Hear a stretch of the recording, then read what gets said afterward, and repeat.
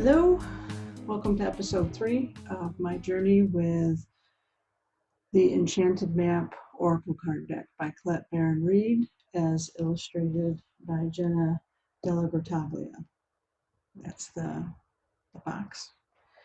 And I decided to start this a couple of days ago to chronicle my journey getting to know this deck.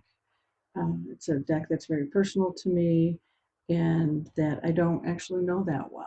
And so in getting to know the deck, I'm putting myself out there and pulling a card for myself every day and sitting here and just being raw and real and talking about what it means to me. Yesterday I pulled education in the reverse position. And I think I talked a lot about what that meant to me in the moment.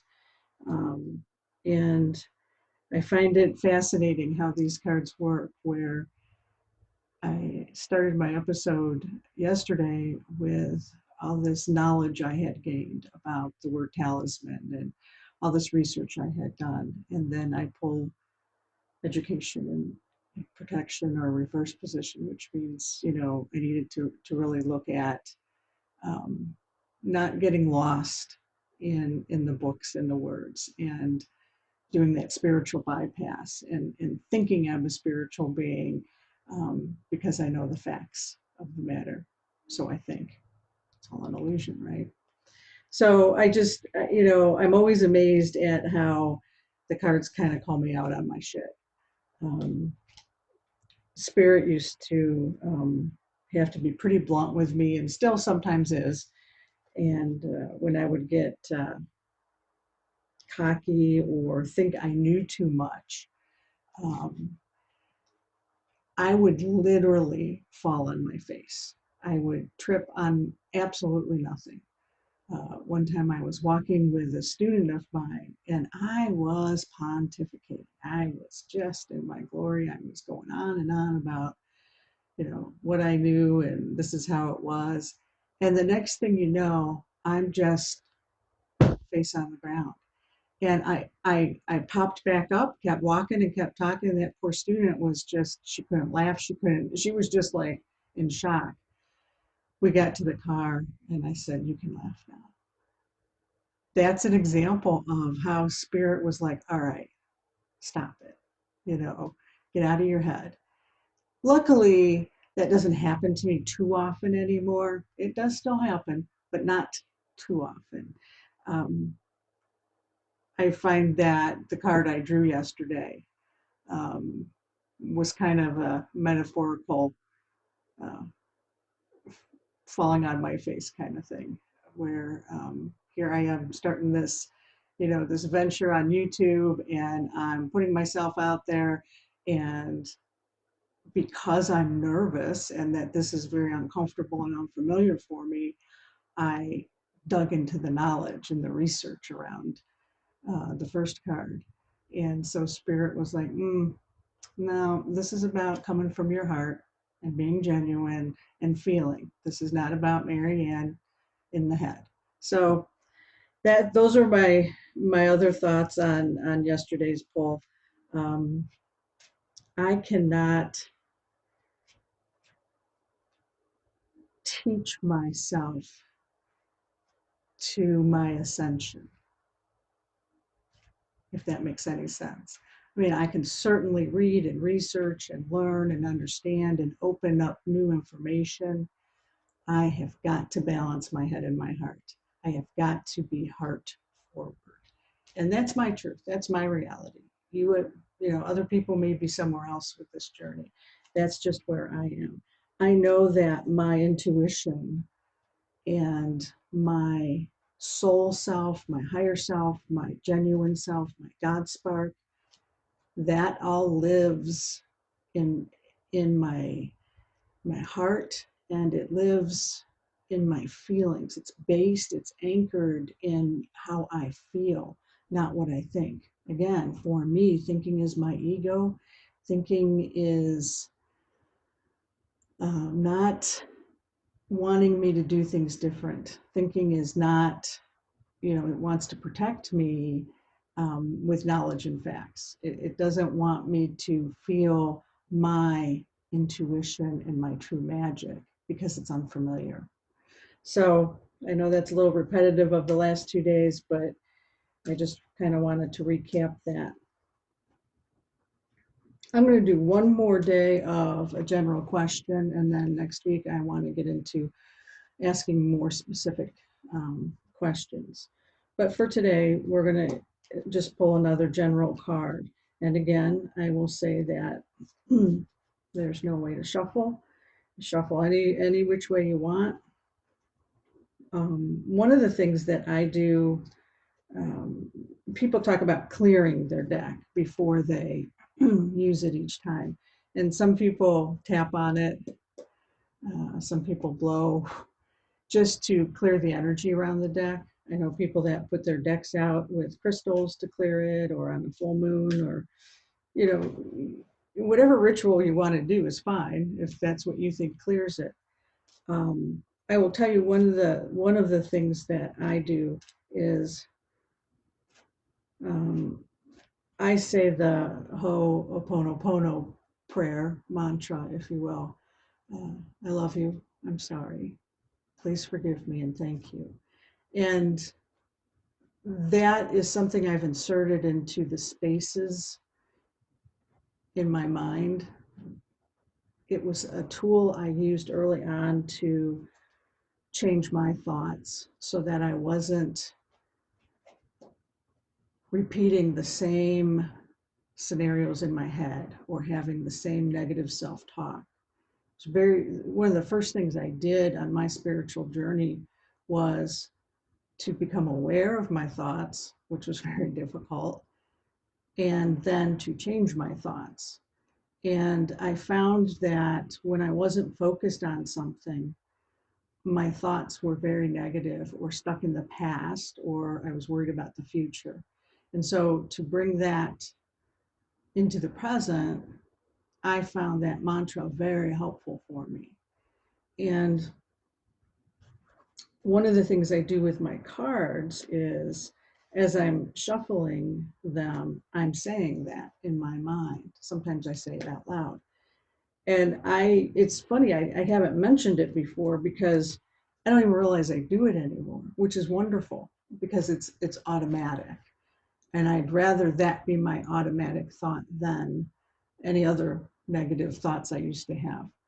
When I am waking, my first thoughts as I'm in the aware, awake state are that mantra.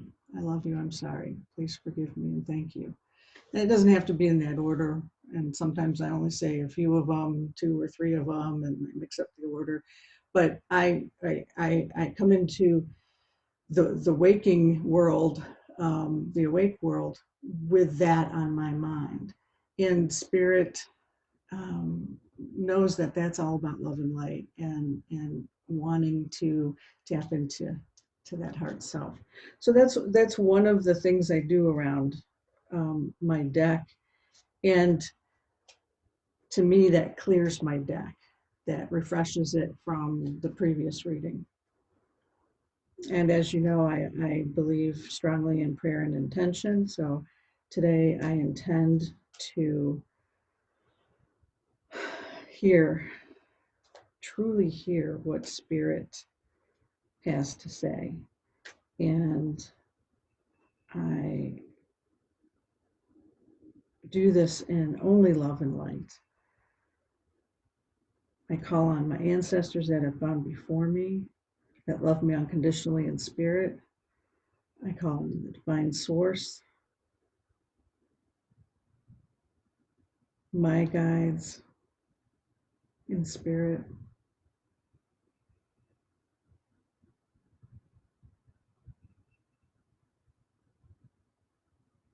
I ask that I be removed from my ego, from my thoughts, so that I may be a true vessel to hear and to speak what it is Spirit wants to say today.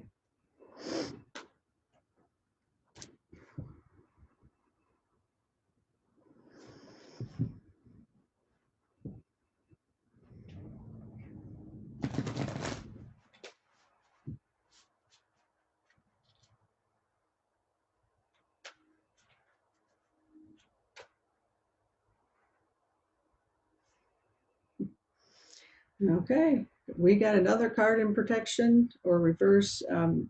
In some of Colette's decks, she says reverse, and some of her decks she calls it protection.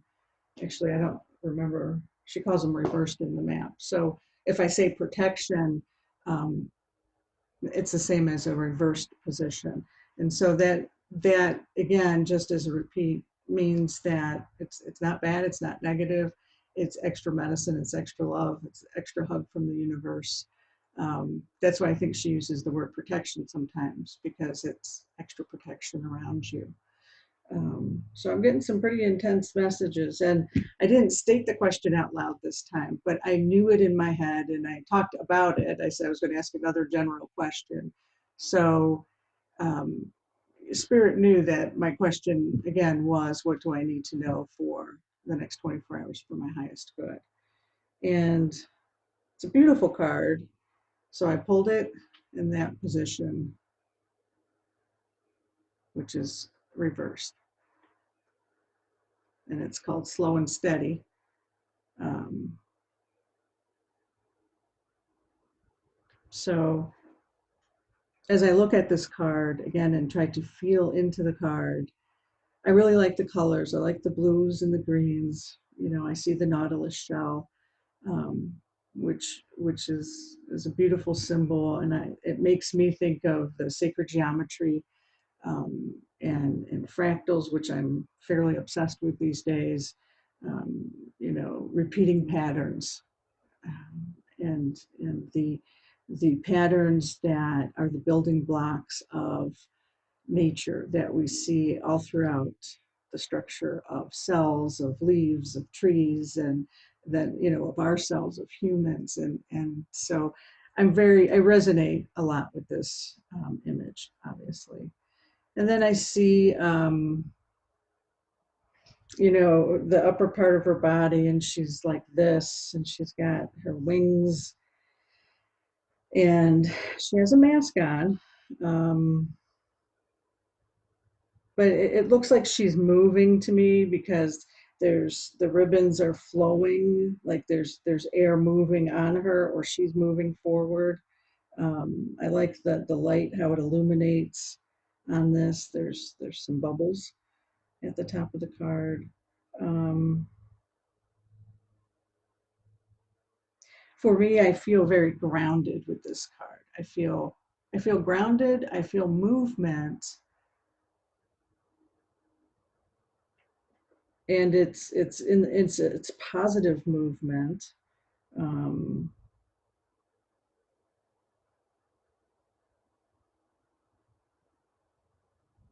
but she's got a serious look on her face. She's very focused. She's focused in a soft kind of way, where you know how you kind of sometimes in meditation, you if you're focused like on a flame with your eyes open, or focused on something, and then you kind of try to notice what's in the periphery of your focus. And that's kind of where I think a lot of the magic happens, or where the important images come up for me. Um, and that it looks like that's how her gaze is. So let's see what the book says.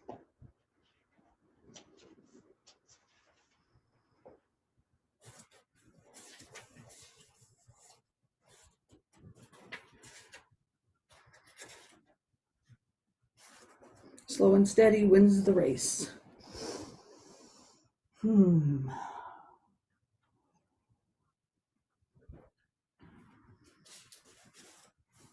Pushing things forward impulsively will not only prevent success, but potentially cause more trouble than you're prepared to handle. Moving too quickly will only yield up unripe fruit with a bitter taste. Slow down, breathe, meditate. You're not a human doing, you're a human being. Just be. Everything will work out if you can apply the brakes and become more aware of what's happening in the moment. A calm focus on the now, breathing in the beauty of your surroundings, will restore your power to consciously co-create your world. All fruits ripen in their own time. Well, this is loaded for me. I will tell you, interestingly, I had a dream last night, this morning, and it's a recurring theme I have, and it's a very frustrating one. And I've done a lot of journaling and a lot of dream work around this particular theme, but I can't get the brakes to work. And this morning in my dream, I hit somebody, and she was crossing a street, and she was looking right in my eyes, and I just couldn't. I couldn't find the brake pedal. I just couldn't. And there was a red stoplight even, and I I hit her, and then she was okay in the dream. It was interesting. I won't go into my dream, but that came up immediately, because it said everything will work out if you can apply the brakes and become more aware of what's happening in the moment. And that's the key: become more aware of what's happening in the moment. And for me, feel in the moment, not awareness in terms of that hypervigilance I talked about, like who's coming into my environment, and is there a threat? So this is about, how do I feel right at this moment? What do I hear? What do I smell? Use my senses in the moment. A calm focus on the now, breathing in beauty of your surroundings. And doing that throughout the day is difficult for me. I get going, I'm in my head, but actually consciously going, wow, look at that green. Look at that. I'm looking out the window, so I see this very different shades of green, and just sitting with that for a moment and feeling into it.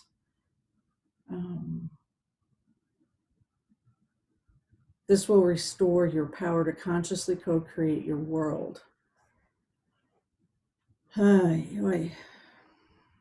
This has been a tough lesson for me when I first started this process, because I came from a world where I had to drive to work, like many of us, and I live in a metropolitan area where there's at least 500,000 people, in a 20-mile radius of the main city, that are trying to commute on a daily basis. And so traffic, a 20-minute drive to work was easy an hour, and it was, fraught with all kinds of frustrations and hurry up. Am I going to get to my first client on time? And then, it was client after client after client. And, the pace of life was so fast, and you had to constantly push and push and push. And then getting home was another battle. And then you get home, and the responsibilities there. So when I walked out of that world, literally just walked the fuck out of that world, and sat here in my house in this other world, it was so hard to be and not to do. It was so hard. And it still is. It's easier, but it's still hard, and it's still something on a daily basis I have to work on. I constantly pulled, slow down, take a nap, frozen, all these cards that were like, nope, not yet, you're not ready. Because I'd start asking questions. Well, what do I need to know about my next career? What do I need to do to, get back out in the world? And I thought I wasn't in the world, but I'm learning. I'm really, truly integrating into for me what the real purpose of me being in the world is now. But I didn't get it then. And I just kept getting these cards like slow and steady. And wow, did it piss me off. I would get so angry, and then I'd have to deal with all that. So this, this process of ascension and self-discovery, certainly not an easy one.